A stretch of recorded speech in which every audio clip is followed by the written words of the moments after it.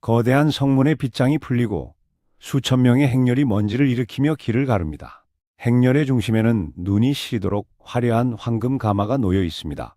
가마 안에 앉은 이는 당대 최고 권력자 도요토미 히데요시의 친동생 아사히 히메이입니다.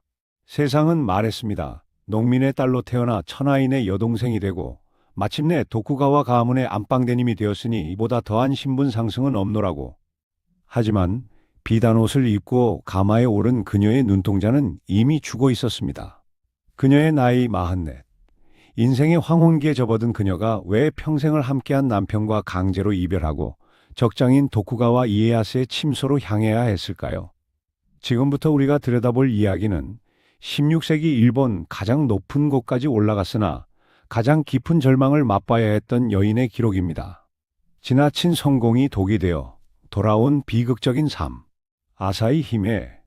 그녀가 입었던 황금색 기모노가 왜 사실은 옥죄는 쇠사슬이었는지 그 잔혹한 신분 상승의 뒷이야기를 지금 시작합니다. 오늘의 이야기 시작하기 전 구독과 좋아요 눌러주시고 지금 어디서 듣고 계신지 댓글로 남겨주시면 따뜻한 마음을 담아 계신 그곳에 평안과 행복이 깃들기를 응원하겠습니다. 자, 그럼 오늘의 이야기 시작하겠습니다. 1부 황금 가마에 실린 눈물. 텐쇼 14년 1586년 가을 도카이도 가도를 따라 한 행렬이 움직이고 있었습니다. 수천 명의 인원이 동원된 행렬입니다. 금실로 수놓은 가마, 화려한 기모노를 입은 시녀들, 창과 칼로 무장한 호위 무사들. 그 규모가 어찌나 컸던지 행렬의 선두가 다음 마을에 도착해도 후미는 아직 이전 마을을 떠나지 못할 정도였다고 합니다. 행렬의 중심에는 황금빛 가마가 있었습니다. 그 안에 44세의 여인이 타고 있었죠. 그녀의 이름은 아사히 히메, 일본 역사상 가장 비극적인 정략 결혼의 주인공이었습니다. 가마 안 여인의 얼굴을 상상해 봅니다. 화려한 화장 아래 숨겨진 표정은 어땠을까요? 웃고 있었을까요? 울고 있었을까요? 기록에는 이렇게 적혀 있습니다. 히메는 병색이 완연했다. 44세 여성이 황금 가마를 타고 에도 성으로 향하고 있었습니다. 그녀는 천하인 도요토미 히데요시의 친여동생이었죠. 그리고 이제 도쿠가와 이에야스의 부인이 될 예정이었습니다. 이것은 축복받은 결혼이었을까요? 아닙니다. 이것은 처형 행렬이었습니다. 오빠 히데요시가 여동생을 살아있는 인질로 만들어 정적에게 보내는 행렬이었죠. 말이 결혼이지 실상은 44세 여인을 강제로 다른 남자에게 넘기는 정치 거래였습니다. 더 참혹한 사실이 있습니다. 아사히 히메에게는 이미 남편이 있었어요. 사랑하는 남편과 평온하게 살고 있던 그녀를 오빠 히데요시가 강제로 이혼시켰습니다. 그리고 정적 이에야스에게 재혼시킨 것이죠. 왜 이런 일이 벌어졌을까요? 답은 간단합니다. 권력 때문이었습니다. 히데요시는 천하를 통일하고 싶었어요. 하지만 한 사람이 그를 막고 있었습니다. 바로 도쿠가와 이에야스였죠. 전쟁으로는 이에야스를 굴복시킬 수 없었습니다. 그래서 히데요시는 다른 방법을 선택했어요. 가족을 인질로 보내는 것이었습니다. 먼저 여동생을 보냈습니다. 그것도 모자라 노모까지 인질로 보냈어요. 65세의 늙은 어머니를 타양 땅으로 보내면서까지 정적을 복종시키려 했습니다. 이 이야기는 한 여성의 비극입니다. 하지만 동시에 권력이라는 괴물이 어떻게 가족을 파괴하는지를 보여주는 역사의 기록이기도 하죠. 아사히 히메는 누구였을까요? 그녀는 어떻게 살았고 어떻게 죽었을까요? 천하인의 여동생이라는 가장 화려한 이름표가 어떻게 한 여성을 파멸시켰는지 지금부터 그 이야기를 시작하겠습니다. 2부 흙먼지 속의 행복. 아사히 히메는 1543년 오와리국의 한 가난한 농가에서 태어났습니다. 그녀의 본명은 전해지지 않습니다. 아사히 히메라는 이름도 나중에 붙여진 것이에요. 당시 농민의 딸에게는 제대로 된 이름조차 없는 경우가 많았죠. 그녀의 아버지는 키노시타 야에몬이라는 하급 무사였습니다. 무사라고는 하지만 실상은 농사를 지으며 근근히 살아가는 가난한 사람이었어요. 어머니의 이름은 오만도코로. 이것도 역시 나중에 붙여진 호칭입니다. 아사히에게는 3명의 남매가 있었습니다. 언니 1명, 오빠 1명, 그리고 아사히 자신. 오빠가 바로 훗날 천하인이 되는 히데요시였죠. 오와리 시골의 작은 오두막집입니다. 흙바닥에 볏집을 깔고 그 위에서 아이들이 뒹굴며 놀고 있어요. 아버지는 농사를 짓고 어머니는 길쌈을 합니다. 이것이 아사히의 어린 시절이었습니다. 가난했지만 불행하지는 않았어요. 배는 고팠지만 웃음은 있었습니다. 오빠 히데요시는 못생긴 외모 때문에 원숭이라는 별명으로 놀림받았지만 성격은 밝고 재치가 넘쳤죠. 아사히는 오빠를 좋아했습니다. 히데요시도 여동생을 아꼈어요. 남매의 정은 그렇게 시작되었습니다. 하지만 가난은 참혹했습니다. 아버지 야에몬이 일찍 죽자 가족은 더욱 궁핍해졌어요. 히데요시는 집을 떠나 떠돌이 생활을 시작했습니다. 언니도 시집을 갔죠. 아사히와 어머니만 남았습니다. 그렇게 아사히는 20대가 되었습니다. 그녀에게도 혼처가 정해졌어요. 사지 히우가노카미라는 이름의 시골 무사였습니다. 사지 히우가노카미는 누구였을까요? 그는 오아리 지방의 작은 성주였습니다. 큰 권력은 없었지만 나름 땅과 식소를 거느린 무사였죠. 아사히에게는 신분 상승의 기회였습니다. 두 사람의 결혼 생활은 어땠을까요? 기록이 많지 않습니다. 하지만 전해지는 이야기를 보면 둘의 관계는 나쁘지 않았던 것 같아요. 아사히는 사지의 성에서 평범한 무사의 아내로 살았습니다. 화려하지는 않았지만 평온했죠. 그녀는 행복했을까요? 아마도 그랬을 것입니다. 적어도 나중에 겪게 될 지옥에 비하면 이 시절은 천국이었어요. 아사히는 몰랐습니다. 자신의 오빠가 일본 역사를 바꿀 인물이 될 것이라는 사실을, 그리고 그 오빠의 출세가 자신의 인생을 산산조각 낼 것이라는 사실을. 흙먼지 속의 행복. 그것이 아사히 히메의 전반생이었습니다. 3부. 오빠의 출세, 재앙의 서막. 1560년 오케하자마 전투가 벌어졌습니다. 당시 일본 최강이라 불리던 이마가와 요시모토가 오다 노부나가에게 패배하여 죽었어요. 이 전투의 승리로 노부나가는 급부상했습니다. 그리고 노부나가의 가신 중에 히데요시가 있었죠.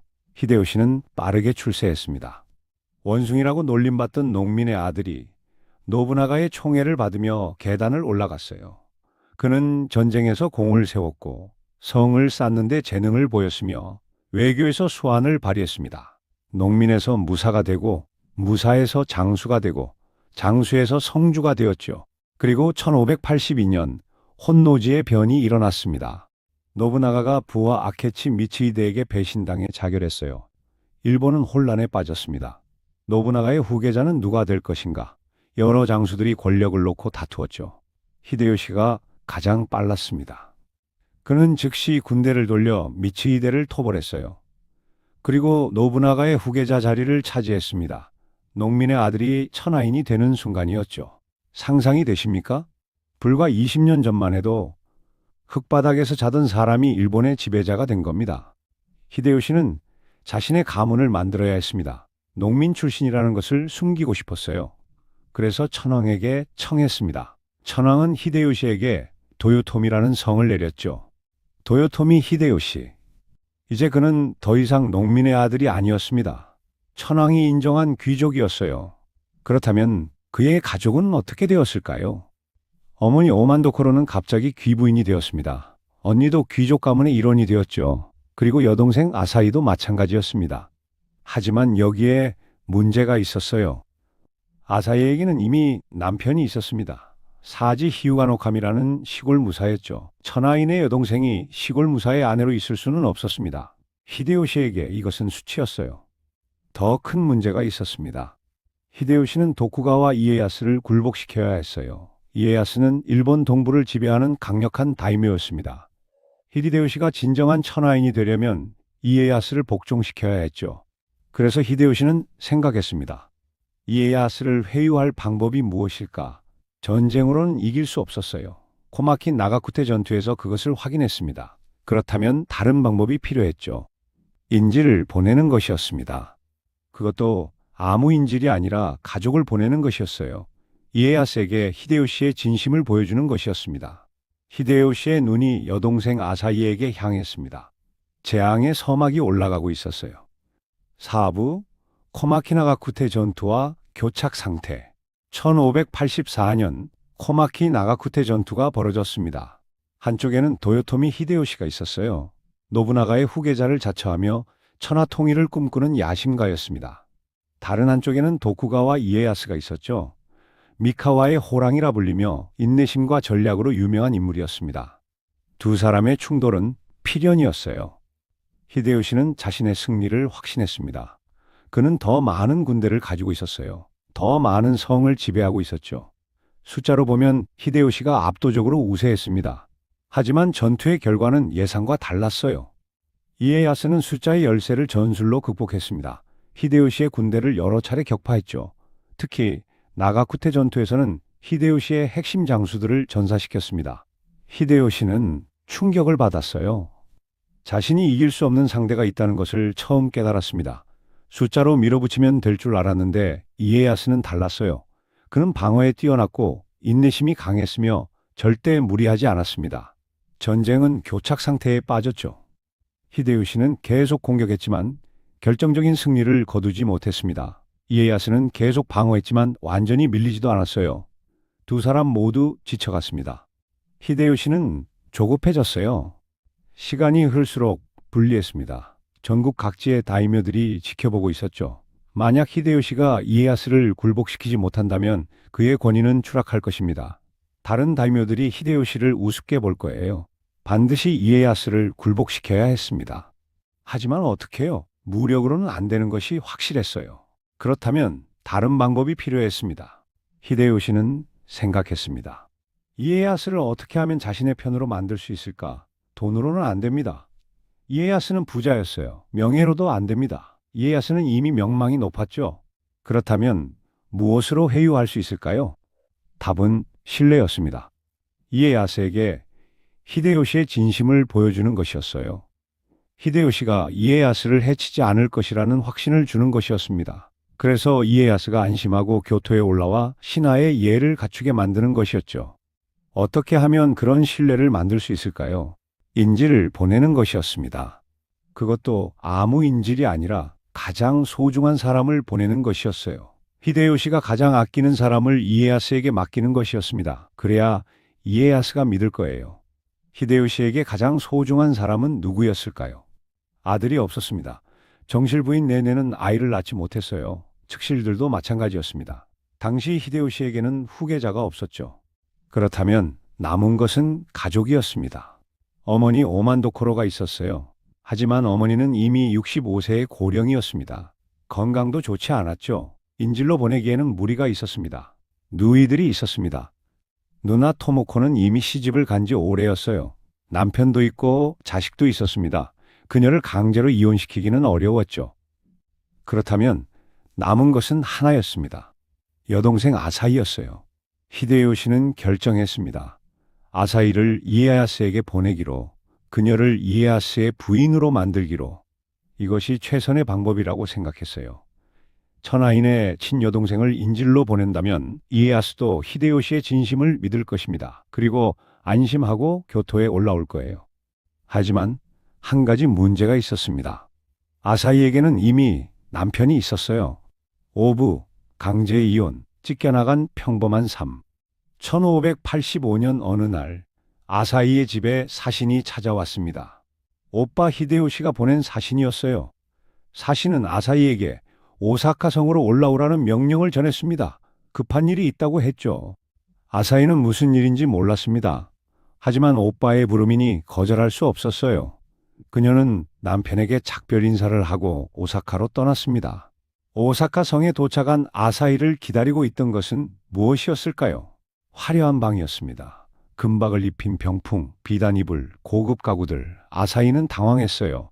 자신은 시골 무사의 아내였습니다. 이런 화려한 방은 어울리지 않았죠. 오빠 히데요시가 들어왔습니다. 그는 환하게 웃으며 여동생을 맞이했어요. 오랜만이라고 했습니다. 잘 지냈느냐고 물었죠. 아사히는 대답했습니다. 잘 지냈다고? 남편과 평온하게 산다고? 히데요시의 표정이 굳었어요. 그는 본론을 꺼냈습니다. 아사히에게 중요한 일을 맡기고 싶다고 했어요. 천하를 위한 일이라고 했습니다. 도요토미 가문을 위한 일이라고 했죠. 무슨 일이냐고 아사히가 물었습니다. 히데요시는 말했어요. 도쿠가와 이에야스와 결혼해야 한다. 침묵이 흘렀습니다. 아사히는 믿을 수 없었어요. 자신에게 이미 남편이 있다는 것을 오빠도 알고 있었습니다. 그런데 다른 남자와 결혼하라니 이게 무슨 말입니까? 저는 이미 결혼했습니다. 아사히가 말했죠. 알고 있다. 히데요시가 대답했습니다. 그래서 이혼해야 한다. 아사히는 고개를 저었어요. 그럴 수 없습니다. 저는 남편을 사랑합니다. 히데요시의 얼굴이 차갑게 변했습니다. 이것은 명령이다. 그가 말했어요. 천하를 위한 일이다. 개인의 감정 따위는 중요하지 않다. 아사히는 울었습니다. 오빠에게 애원했어요. 제발 이러지 말아달라고. 자신은 평범하게 살고 싶다고. 남편과 함께 늙어가고 싶다고. 하지만 히데요시는 흔들리지 않았습니다. 그에게 여동생의 눈물은 중요하지 않았어요. 중요한 것은 권력이었습니다. 천하 통일이었죠. 이 야스를 굴복시키는 것이었습니다. 거부하면 어떻게 되는지 아사히가 물었어요. 히데요시는 냉정하게 대답했습니다. 그렇다면 네 남편이 죽을 것이다. 협박이었습니다. 아사히가 명령을 거부하면 히데요시는 사지 히우가노카미를 제거할 것입니다. 죄를 뒤집어 씌워서라도 죽일 거예요. 천하인의 명령을 거역했다는 이유로. 아사히는 선택의 여지가 없었습니다. 남편을 살리려면 이혼해야 했어요. 그리고 이에야스에게 가야 했습니다. 44세의 나이에 낯선 남자의 부인이 되어야 했죠. 시간을 주십시오. 아사히가 간청했습니다. 남편에게 작별 인사라도 하게 해 주십시오. 히데요시는 고개를 저었어요. 그럴 필요 없다. 내가 알아서 처리하겠다. 그날 밤 아사히는 오사카성에 감금되었습니다. 화려한 방이었지만 감옥이었어요. 밖으로 나갈 수 없었습니다. 남편을 만날 수 없었죠. 편지조차 보낼 수 없었습니다. 며칠 후 사지 히우가노카미에게 이혼 통지가 전달되었어요. 천하인의 명령이었습니다. 아사히 히메와 이혼하라는 명령이었죠. 거부할 수 없었습니다. 거부하면 일족이 멸망할 거예요. 사지 히우가노카미는 어떻게 되었을까요? 기록이 분명하지 않습니다. 하지만 전해지는 이야기가 있어요. 그는 아내를 잃은 슬픔을 이기지 못하고 출가했다고 합니다. 머리를 깎고 절에 들어가 평생을 보냈다고 하죠. 또 다른 설도 있습니다. 그가 자살했다는 설이에요. 사랑하는 아내를 빼앗긴 충격으로 목숨을 끊었다는 것입니다.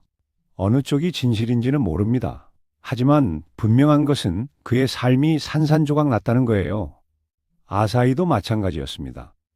그녀는 오사카성에서 울었어요. 매일 밤 베개를 적셨습니다. 남편을 그리워했죠.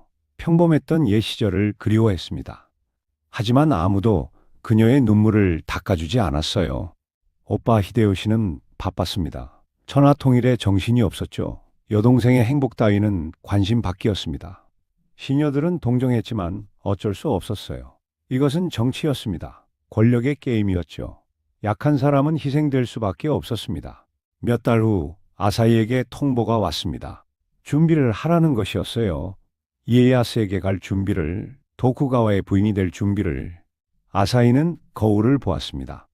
44세 얼굴이 비쳤어요. 눈가에 주름이 있었습니다. 머리카락에 흰머리가 섞여 있었죠. 이 나이에 재혼이라니. 이 나이에 낯선 남자에게 시집간다니. 그녀는 웃었습니다. 슬픈 웃음이었어요.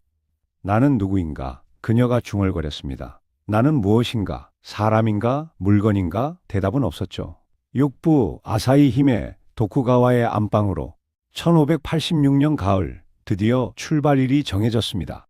히데요시는 여동생의 혼례를 성대하게 치르기로 했어요. 일본 전국에 과시하기 위해서였습니다. 천하인의 여동생이 도쿠가와에게 시집간다는 것을, 이것이 얼마나 대단한 일인지 보여주기 위해서였죠. 수천 명의 인원이 동원되었습니다. 행렬의 선두에는 창과 칼로 무장한 무사들이 섰어요. 그 뒤를 시녀들이 따랐습니다. 100명이 넘는 시녀들이었죠. 모두 화려한 기모노를 입고 있었습니다. 행렬의 중심에는 황금빛 가마가 있었어요. 금박을 입힌 가마였습니다. 가마 안에는 비단 방석이 깔려 있었죠. 향이 타고 있었습니다. 이 가마 안에 아사히 히메가 타고 있었어요. 가마 뒤로는 짐을 실은 말들이 줄지어 섰습니다. 의상, 장신구, 가구, 식기. 히데요시는 여동생에게 엄청난 지참금을 준비했어요. 천하인의 체면을 지키기 위해서였습니다. 행렬이 움직이기 시작했죠. 오사카에서 에도까지는 멀었습니다. 도카이도 길을 따라가야 했어요. 날씨가 좋으면 2주, 나쁘면 한 달이 걸리는 여정이었습니다. 행렬이 지나가는 마을마다 사람들이 구경 나왔어요. 저게 뭐야? 천하인의 여동생이 지나간다더라? 도쿠가와에게 시집간다지? 저 나이에 재혼이라니? 사람들은 수군거렸습니다. 어떤 이는 부러워했어요. 화려한 가마를 보며 감탄했습니다. 하지만 어떤 이는 동정했죠. 저 나이에 강제 결혼이라니 불쌍하다고 생각했습니다. 가마 아나사이는 무슨 생각을 했을까요? 창문으로 밖을 내다보았을 거예요. 지나가는 마을들, 들판, 산들, 모든 것이 낯설었습니다. 고향에서 멀어지고 있었죠. 남편에게서 멀어지고 있었습니다. 기록에는 이렇게 적혀 있어요. 히메는 병색이 완연했다. 아사히는 아팠습니다. 몸도 아팠고 마음도 아팠어요. 식사를 거의 하지 않았습니다. 잠도 제대로 자지 못했죠. 시녀들이 걱정했지만 소용없었습니다. 2주 후 행렬은 에도에 도착했어요. 에도 성문 앞에 도쿠가와 가문의 가신들이 도열해 있었습니다. 그들은 아사히 히메를 맞이했죠. 겉으로는 공손했지만 눈빛은 차가웠습니다. 도쿠가와 이에야스가 나왔어요. 그는 44세였습니다. 아사히와 같은 나이였죠. 건장한 체격에 카리스마가 넘쳤습니다. 하지만 표정은 무뚝뚝했어요. 이에야스는 아사히를 보았습니다. 그리고 고개를 끄덕였죠. 잘 왔소. 그가 말했습니다. 그뿐이었어요. 따뜻한 환영도 없었습니다. 다정한 말도 없었죠. 그저 정치적 거래의 상대를 맞이하는 차가운 인사뿐이었습니다. 아사히는 성 안으로 인도되었습니다. 그녀를 위한 방이 준비되어 있었어요. 넓고 깨끗한 방이었습니다. 하지만 창문에는 창살이 있었죠. 밖으로 나갈 수 없었습니다. 감옥이나 다름없었어요. 이곳이 그녀의 새로운 집이었습니다. 아사히는 창가에 섰어요. 멀리 후지산이 보였습니다. 아름다운 산이었죠. 하지만 그녀에게는 감옥의 풍경일 뿐이었습니다. 결혼식이 치러졌어요. 형식적인 의례였습니다. 신랑 이에야스는 무표정했죠. 신부 아사히는 창백했습니다. 하객들은 긴장했어요. 이것은 사랑의 결합이 아니었습니다. 정치적 거래의 완성이었죠. 첫날 밤이 왔습니다. 이에야스가 아사히의 방에 왔어요. 하지만 오래 머물지 않았습니다. 의무를 다하고 떠났죠. 사랑도 없었고 애정도 없었습니다. 아사히는 혼자 남았어요. 새 남편의 성에서 낯선 사람들 사이에서 완전히 혼자였습니다. 그녀는 울었어요. 소리 없이 울었습니다. 누가 들을까봐 이불로 입을 막고 울었죠. 이것이 천하인의 여동생이 겪는 삶이었습니다. 화려한 겉모습 뒤에 참혹한 현실이었어요. 7부 보이지 않는 감옥 스프성의 나날들. 얼마 후 아사히는 에도에서 스프성으로 옮겨졌습니다. 스프는 이에야스의 본거지였어요. 에도보다 더 안전한 곳이었습니다. 이에야스는 아사히를 스프에 두기로 결정했죠. 감시하기 더 쉬웠기 때문입니다. 스프성은 웅장했어요. 높은 성벽, 넓은 해자, 튼튼한 성문. 하지만 아사히에게는 거대한 감옥이었습니다. 그녀의 하루는 어땠을까요? 아침에 일어나면 시녀들이 옷을 입혀주었어요. 화려한 기모노였습니다. 무거웠죠. 숨이 막혔습니다. 하지만 입어야 했어요. 천하인의 여동생이니까요. 식사 시간이 왔습니다. 온갖 진귀한 음식이 차려졌어요.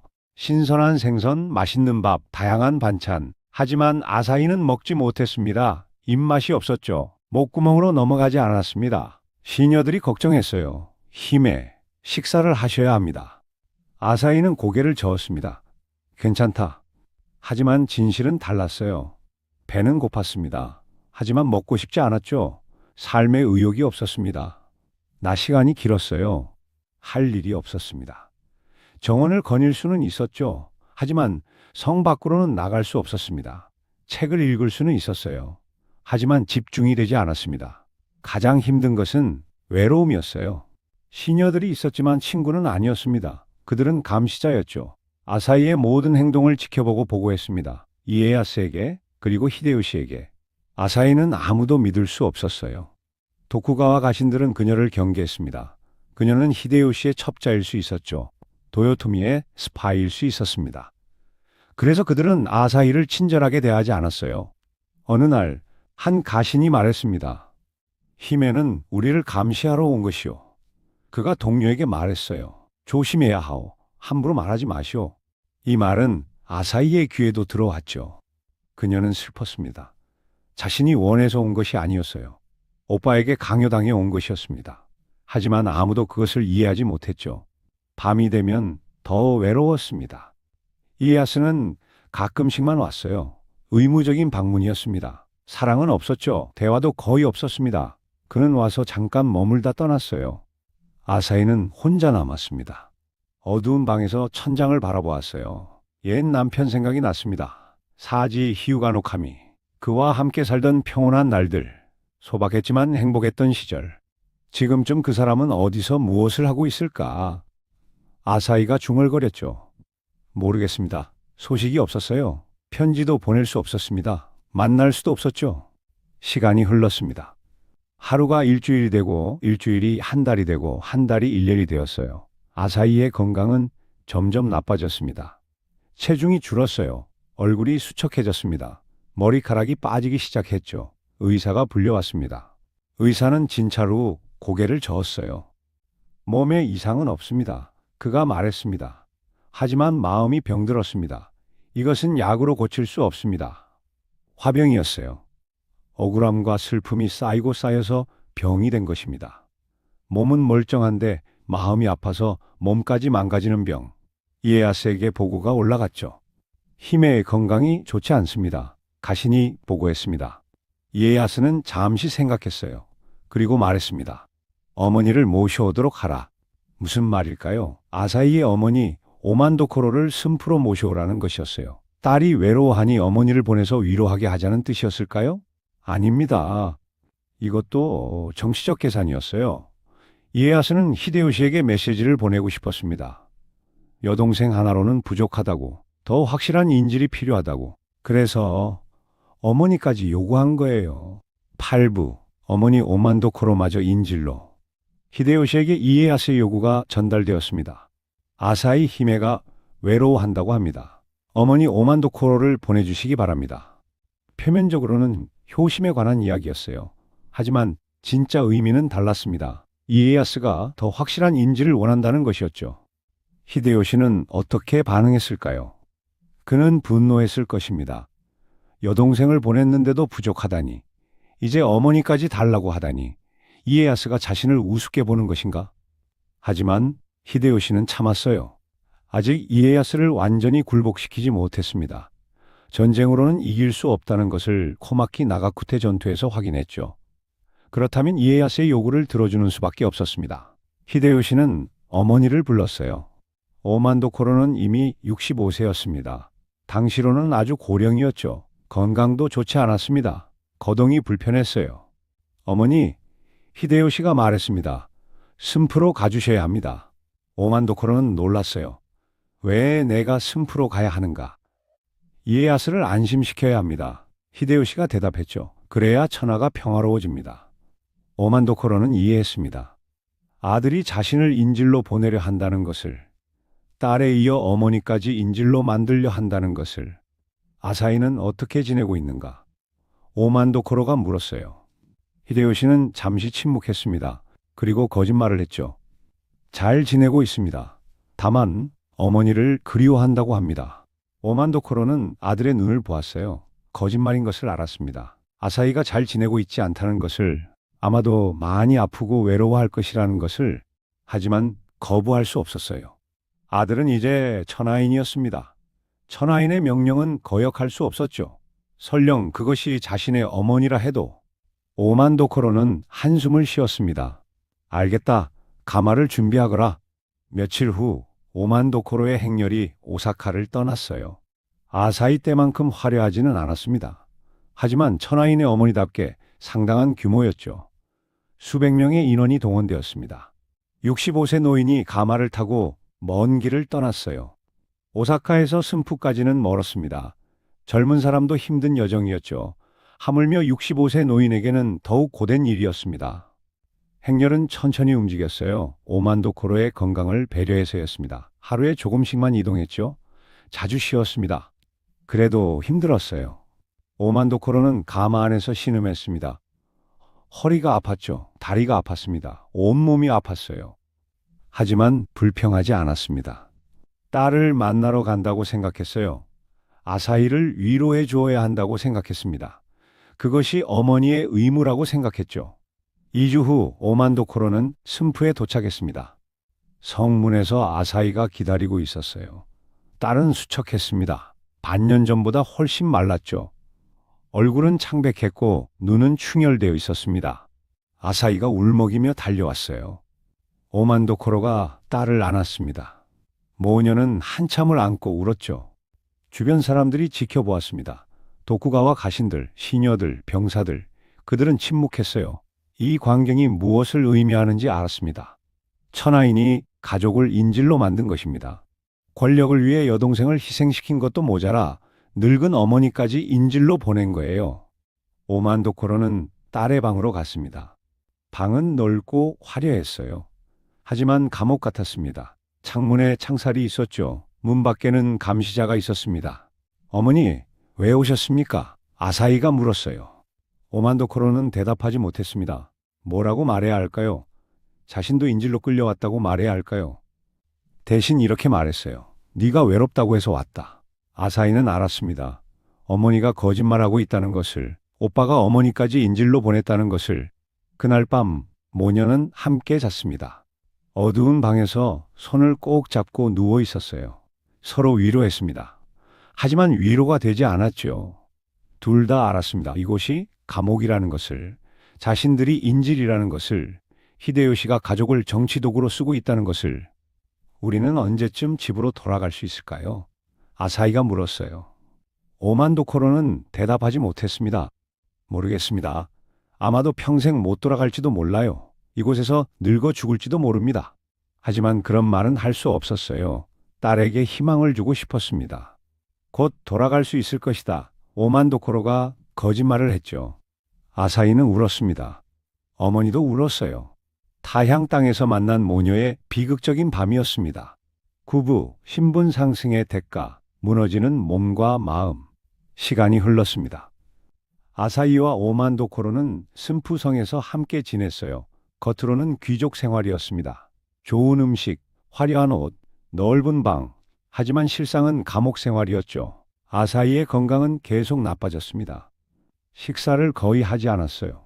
체중이 더 줄었습니다. 뼈만 남았죠. 의사가 여러 번 불려왔지만 소용없었습니다. 히메는 먹지 않으십니다. 시녀가 오만도코로에게 보고했어요. 오만도코로는 딸을 설득했습니다. 먹어야 한다. 그래야 살 수 있다. 아사히는 고개를 저었어요. 살고 싶지 않습니다. 44세 여인이 삶을 포기하고 있었습니다. 천하인의 여동생이 화려한 옷을 입고 좋은 방에서 지내는 귀부인이 죽고 싶다고 말하고 있었죠. 왜 그랬을까요? 우울증이었습니다. 강제 이혼, 강제 재혼, 감금 생활. 이 모든 것이 아사히의 정신을 파괴했어요. 그녀는 더 이상 견딜 수 없었습니다. 현대의학 용어로 설명하면 이렇습니다. 아사히는 심각한 우울증과 거식증을 앓고 있었어요. 트라우마로 인한 정신적 붕괴였습니다. 하지만 당시에는 이런 병을 이해하지 못했죠. 의사들은 단지 기가 막혔다고 진단했습니다. 화병이라고 했어요. 하지만 치료법을 몰랐습니다. 오만도코로는 안타까웠어요. 딸이 눈앞에서 죽어가고 있었습니다. 하지만 어쩔 수 없었죠. 자신도 인질 신세였습니다. 딸을 데리고 도망칠 수도 없었어요. 히데요시에게 편지를 써야겠다고 오만도코로가 말했습니다. 아들에게 호소하기로 했어요. 아사히가 죽어가고 있다고. 제발 집으로 돌려보내 달라고. 편지가 오사카로 보내졌습니다. 히데요시는 편지를 읽었어요. 어머니의 호소, 여동생의 고통. 하지만 그는 마음이 움직이지 않았습니다. 조금만 더 참으라고 전하라. 히데요시가 답장을 보냈죠. 곧 이에야스가 항복할 것이다. 그러면 모두 오사카로 돌아올 수 있다. 거짓말이었습니다. 이에야스는 항복할 기미를 보이지 않았어요. 오히려 더 강경해지고 있었습니다. 히데요시도 알고 있었죠. 하지만 인정하고 싶지 않았습니다. 편지가 승프로 돌아왔어요. 오만도코로는 딸에게 편지를 보여주지 않았습니다. 보여줄 수 없었죠. 오빠가 여동생의 죽음에도 무관심하다는 것을 알리고 싶지 않았습니다. 대신 이렇게 말했어요. 오빠가 곧 데리러 온다고 했다. 또 거짓말이었습니다. 아사히는 믿지 않았어요. 어머니, 거짓말 마세요. 오빠는 저를 버렸습니다. 오만도코로는 할 말이 없었습니다. 밤마다 모녀는 함께 울었어요. 둘 다 알았습니다. 이곳이 그들의 무덤이 될 것이라는 것을. 한편 이에야스는 관찰하고 있었습니다. 아사히가 죽어간다는 것을, 오만도코로가 고통받는다는 것을. 하지만 그는 개입하지 않았어요. 왜 그랬을까요? 냉정한 계산이 있었습니다. 아사히가 죽으면 히데요시가 충격받을 거예요. 여동생을 잃은 슬픔도 있겠지만 더 중요한 것은 정치적 타격이었습니다. 히데요시가 가족을 인질로 보냈는데 그 가족이 죽었다. 이것은 히데요시의 실패를 의미했죠. 전국의 다이묘들이 볼 것입니다. 히데요시가 이에야스를 제대로 다루지 못한다는 것을. 이에야스는 기다렸어요. 아사히가 얼마나 더 버틸 수 있을까? 그녀가 죽으면 히데요시는 어떻게 반응할까? 그것을 보고 싶었습니다. 잔인했어요. 하지만 이것이 전국 시대의 정치였습니다. 사람의 생명조차 협상의 도구였죠. 아사히는 그 도구의 하나였습니다. 1587년 아사히의 상태가 위급해졌어요. 더 이상 일어날 수 없었습니다. 침대에 누워만 있었죠. 물조차 넘기기 힘들었습니다. 시녀들이 울부짖었어요. 힘에 정신을 차리십시오. 오만도코로가 달려왔습니다. 딸의 손을 잡았죠. 아사히, 아사히야. 아사히는 희미하게 눈을 떴습니다. 남편이 보고 싶다며 아사히가 중얼거렸어요. 사지 히우가 노카미, 강제로 이별한 남편. 그를 생각하며 아사히는 눈을 감았습니다. 긴급 보고가 이에야스에게 올라갔죠. 히메의 상태가 매우 위중합니다. 이에야스는 잠시 생각했습니다. 그리고 결정했어요. 오사카로 보내라. 무슨 말일까요? 아사히를 오사카로 돌려보내라는 것이었어요. 승푸에서 죽게 할 수는 없었습니다. 만약 그렇게 되면 이에야스가 히데요시의 여동생을 죽인 것이 되니까요. 정치적으로 불리했습니다. 차라리 오사카로 보내서 거기서 죽게 하는 것이 나았어요. 그러면 책임을 피할 수 있었습니다. 아사히는 가마에 실렸습니다. 죽어가는 여인이 다시 긴 여행길에 올랐어요. 승푸에서 오사카까지 2주의 여정. 견딜 수 있었을까요? 10부 47세의 짧은 생애와 고독한 죽음. 아사히를 실은 가마가 오사카로 향했습니다. 1년 전 화려한 행렬로 에도로 갔던 그녀가 이제 초라한 모습으로 돌아가고 있었어요. 죽음을 앞둔 여인이었습니다. 여행은 고통이었어요. 가마가 흔들릴 때마다 아사히는 신음했습니다. 몸이 너무 약해서 앉아 있을 수도 없었죠. 누워서 가야 했습니다. 오만도코로도 함께 갔어요. 어머니는 딸 곁을 지켰습니다. 손을 잡아주고 물을 먹여주고 이마를 닦아주었죠. 하지만 딸의 상태는 나아지지 않았습니다. 조금만 더 참거라. 오만도코로가 말했어요.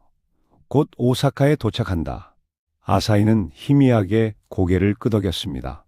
2주 후 행렬은 오사카에 도착했어요. 히데요시가 성문에서 기다리고 있었습니다. 여동생을 맞이하러 나온 것이죠. 가마가 멈췄습니다. 문이 열렸어요. 히데요시는 충격을 받았습니다. 가마 안에는 해골 같은 여인이 누워 있었어요. 1년 전만 해도 건강했던 여동생이 이제 거의 죽어가고 있었습니다. 히데요시가 말을 잃었죠. 아사히는 눈을 떴습니다. 오빠를 보았어요. 무슨 표정이었을까요? 원망이었을까요?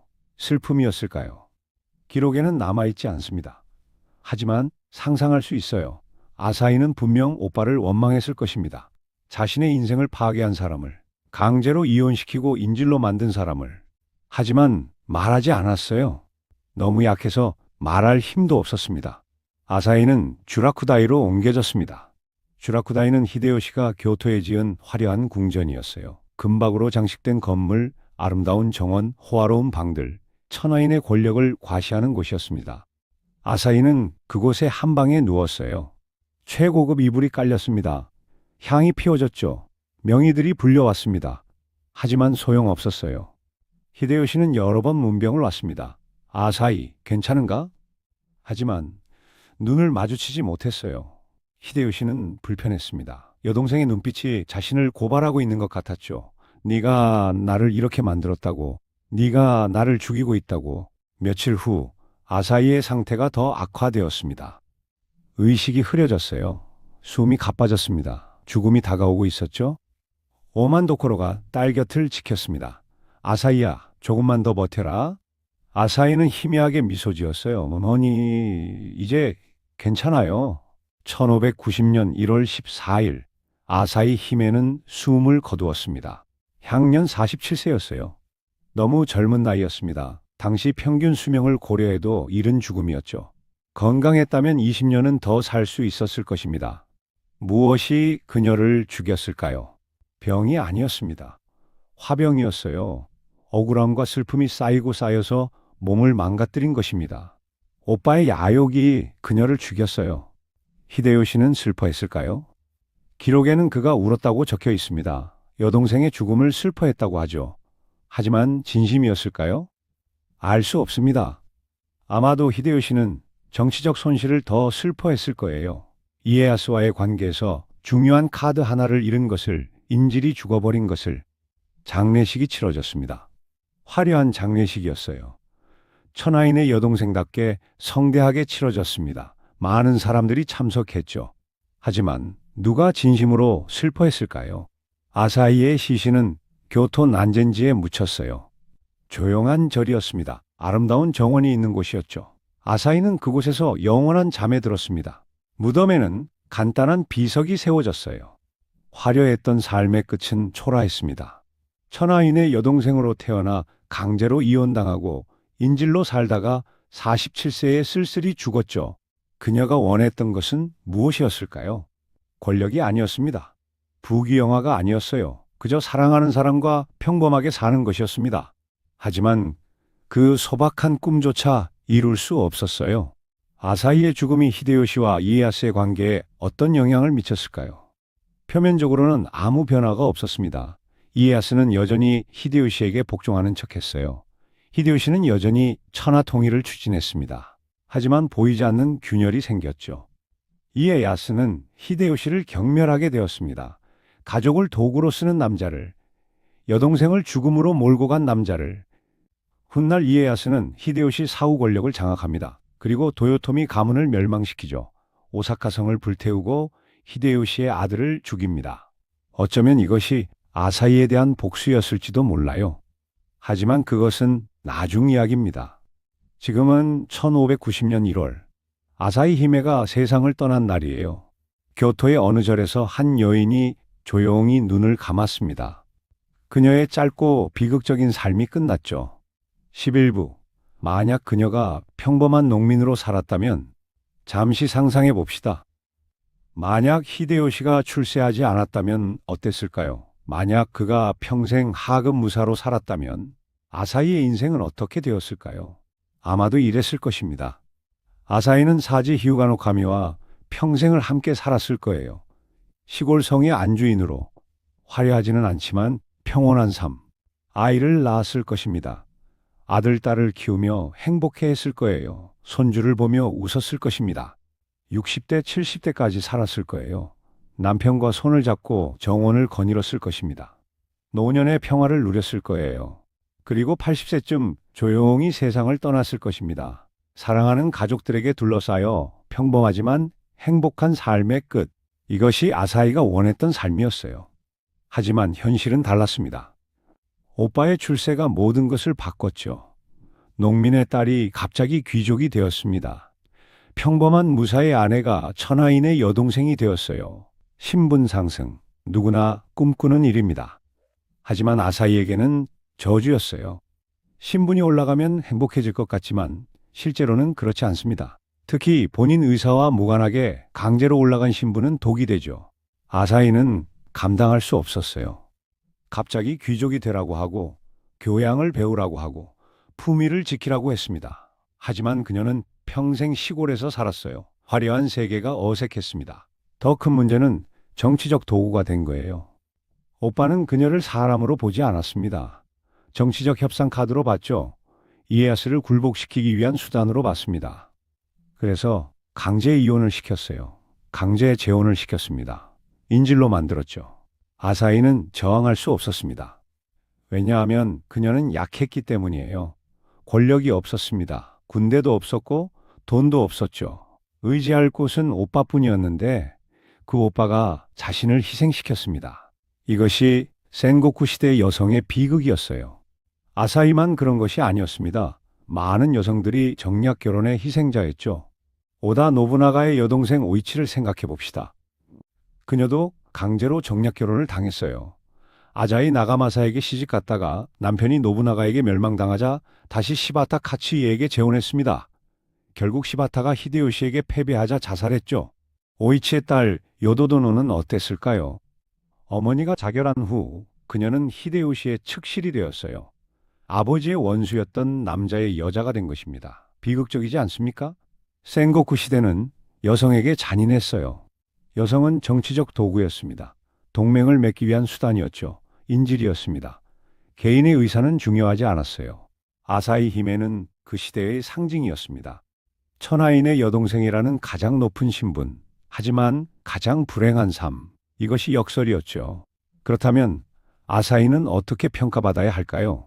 어떤 사람들은 말합니다. 그녀는 평화를 위해 희생된 성녀라고, 히데요시와 이에야스의 충돌을 막기 위해 자신을 바친 고귀한 여성이라고. 하지만 진실은 다릅니다. 아사히는 성녀가 아니었어요. 그녀는 희생자였습니다. 자발적 희생이 아니라 강제된 희생이었죠. 그녀는 평화를 원하지 않았습니다.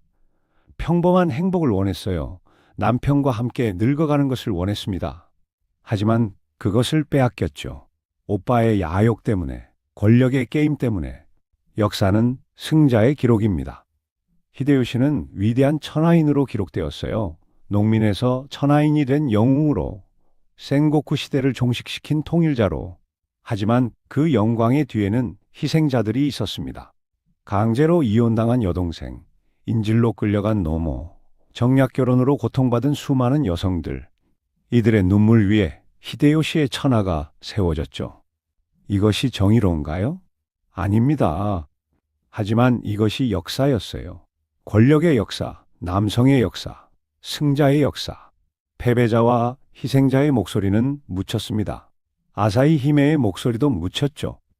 그녀가 무슨 생각을 했는지, 무엇을 원했는지, 얼마나 고통스러웠는지 제대로 된 기록이 없어요. 다만 단편적인 기록만 남아 있습니다. 히메는 병색이 완연했다. 히메는 식사를 거부했다. 히메는 슬퍼 보였다. 이런 짧은 기록들로 우리는 그녀의 고통을 짐작할 뿐이에요. 하지만 충분합니다.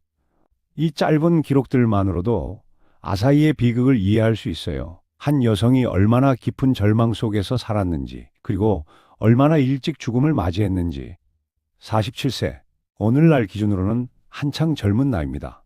인생의 반도 살지 못한 나이죠. 하지만 아사히에게는 너무 긴 시간이었을 거예요.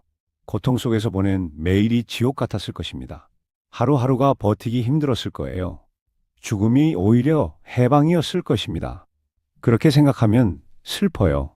한 여성에게 죽음이 유일한 탈출구였다는 것이. 아사히 히메의 이야기를 여기서 마무리하겠습니다. 이 이야기가 우리에게 무엇을 말해주고 있을까요? 첫째, 권력은 사람을 변하게 만듭니다. 히데요시는 원래 나쁜 사람이 아니었어요. 어릴 때는 여동생을 아꼈습니다. 남매의 정이 있었죠. 하지만 권력을 잡자 변했습니다. 여동생을 도구로 봤어요. 가족을 희생시키는 것을 주저하지 않았습니다. 천하 통일이라는 목표 앞에서 모든 것이 정당화되었죠. 권력은 무섭습니다. 사람의 본성을 왜곡시켜요. 소중한 것을 잊게 만듭니다. 목적을 위해서라면 수단을 가리지 않게 만들죠. 둘째, 신분 상승이 항상 행복을 보장하지는 않습니다. 아사히는 농민의 딸에서 천하인의 여동생이 되었어요. 엄청난 신분 상승이었습니다. 누구나 부러워할 일이죠. 하지만 그녀는 불행해졌습니다. 왜냐하면 그것이 자발적이지 않았기 때문이에요. 강요된 신분 상승이었습니다. 그녀가 원하지 않는 삶이었죠. 진정한 행복은 신분이나 부가 아닙니다. 자기 삶을 스스로 선택할 수 있는 자유예요. 사랑하는 사람과 함께 할 수 있는 권리입니다. 아사히는 그 자유를 빼앗겼어요. 셋째, 여성의 인권 문제입니다. 센고쿠 시대에는 여성이 정치적 도구였어요. 개인의 의사는 무시되었습니다. 강제 결혼, 강제 이혼이 당연시되었죠. 현대는 어떨까요? 많이 나아졌습니다.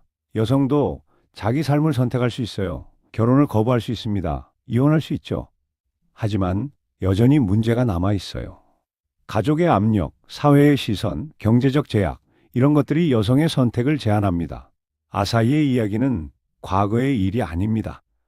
형태는 다르지만 비슷한 일들이 오늘날에도 일어나고 있어요. 자신의 의사와 무관하게 인생이 결정되는 사람들이 여전히 있습니다. 넷째, 가족의 의미입니다. 가족은 무엇일까요? 서로를 사랑하고 보호하는 사람들일까요? 아니면 정치적 이익을 위해 이용하는 도구일까요? 히데요시에게 가족은 후자였어요. 여동생을 정적에게 보내고 어머니를 인질로 만들었습니다. 가족의 행복보다 자신의 야망이 더 중요했죠. 이것은 잘못된 것입니다. 가족은 이용하는 것이 아니라 사랑하는 거예요. 희생시키는 것이 아니라 보호하는 것입니다. 아사히는 그런 보호를 받지 못했어요. 오빠에게 버림받고 남편과 강제로 헤어지고 낯선 곳에서 인질로 살다가 죽었습니다. 이것이 가족이 할 일일까요? 마지막으로 평범한 삶의 가치입니다. 우리는 종종 성공과 출세를 꿈꿉니다. 더 높이 올라가고 싶어 해요. 더 많이 가지고 싶어 합니다. 하지만 정말 중요한 것은 무엇일까요? 아사히의 이야기가 답을 줍니다.